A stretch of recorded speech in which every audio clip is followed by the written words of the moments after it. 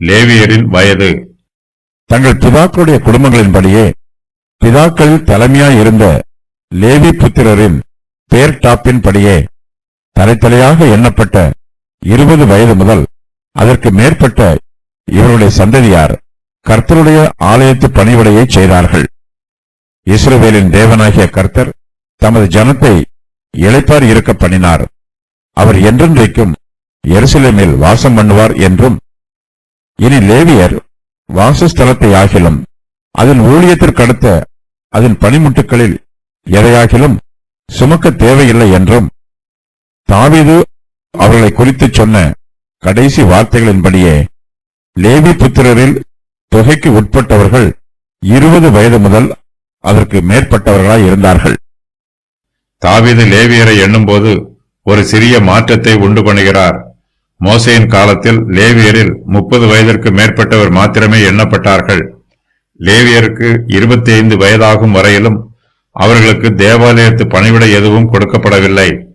லேவியருக்குரிய கட்டளை என்னவென்றால், 25 வயது முதல் அதற்கு மேற்பட்ட வயதுள்ள யாவரும் ஆசரிப்பு கூடாரத்தின் பணிவிடையை செய்யும் சேனையிலே சேவிக்க வரவேண்டும். எண்ணாகமம் 8:24. ஆனால் தாவீதோ 20 வயது முதல் அதற்கு மேற்பட்ட லேவியரை கர்த்தருடைய ஆலயத்து பணிவிடையை செய்வதற்கு அமர்த்துகிறார். தாவீது இந்த விசேஷித்த கட்டளையை கர்த்தரிடத்திலிருந்தே பெற்றுக்கொண்டார்.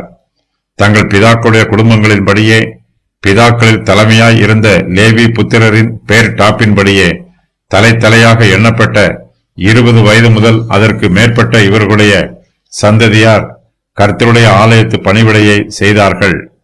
இதற்கு முன்பு லேவியர்கள் 25 வயதாகும் வரையிலும் அவர்களுக்கு கர்த்தருடைய ஆலயத்திலே ஒரு வேலையும் கொடுக்கப்படவில்லை.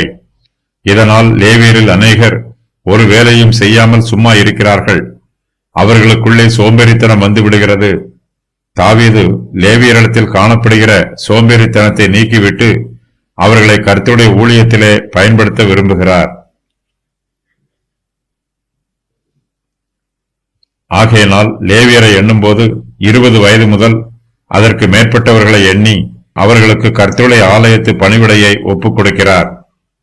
இஸ்ரவேல் புத்திரர் வனாந்திரத்தில் பிரயாணம் பண்ணிய போது ஆசரிப்பு கூடாரத்தை சுமந்து செல்ல வேண்டிய ஊழியமும் அதோடு பரிசுத்தமான பணிமுட்டுகளை சுமந்து செல்ல வேண்டிய ஊழியமும் லேவியருக்கு கொடுக்கப்பட்டிருந்தது.